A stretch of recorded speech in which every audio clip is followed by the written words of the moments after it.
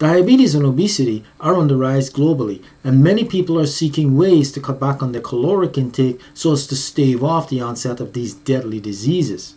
They're introducing low-calorie and non-nutritive sweeteners into their diets in the hope that this would lead to weight loss and better blood sugar control. Monk fruit is one such non-nutritive sweetener that is growing in popularity. In this video, we will examine the potential role that monk fruit can play in our diets.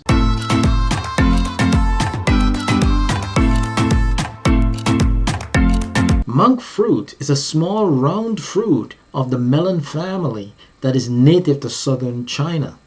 It has been used in traditional Chinese medicine and as a sweetener for centuries in Asia. The sweetness of monk fruit comes from compounds it contains known as mogrosides.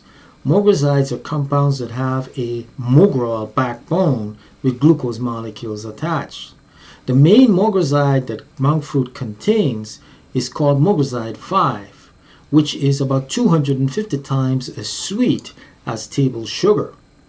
Mogrosides are not generally absorbed in the upper gastrointestinal tract and therefore provide no calories in our diet. Mogrosides, when they get into the large bowel, are broken down by the bacteria there that sever the glucose molecules off of the mogrol backbone and consume the glucose as food as a source of energy. The mogrol and the other metabolites that are formed are then excreted in the stool. Mogroside 5 is absorbed into the body in very small quantities, but is then excreted in the urine. After the ingestion of mogrosides, the blood sugar level does not rise, making this product suitable for consumption by diabetics. The non-nutritive sweeteners such as monk fruit give a wider choice of foods to diabetics who are endeavoring to control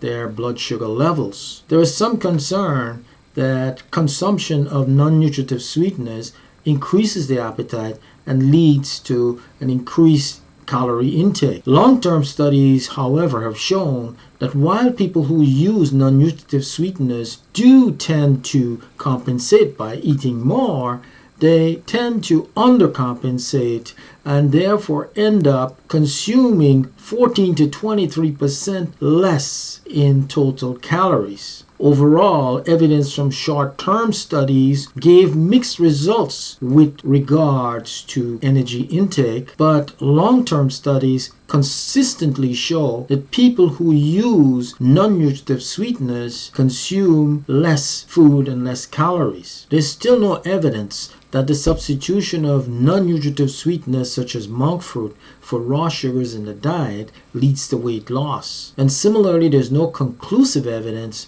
that the consumption of non-nutritive sweeteners leads to weight gain. What studies have shown, however, is that people who do lose weight find it easier to maintain the weight loss if they use non-nutritive sweeteners than people who do not. The European Food Safety Agency has evaluated monk fruit and has found that in one 90-day study, the weight of testicles in rats decreased. That study, however, was not extended for a long enough period for them to evaluate sperm production. As far as pregnancy goes, there was no evidence that monk fruit caused any harm in pregnancy. Overall, they concluded that there was insufficient evidence for them to make a decision on the safety of monk fruit as a food additive. The US FDA classified monk fruit juice as GRAS, which is an acronym for generally recognized as safe for specific purposes. There was no evidence that monk fruit caused cancer or that it was mutagenic. At this point, it appears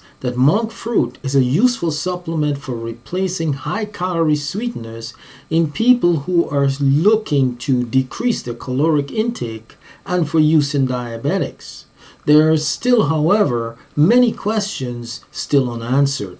If you found this video interesting, like and share the video with friends and family. And don't forget to subscribe to the channel.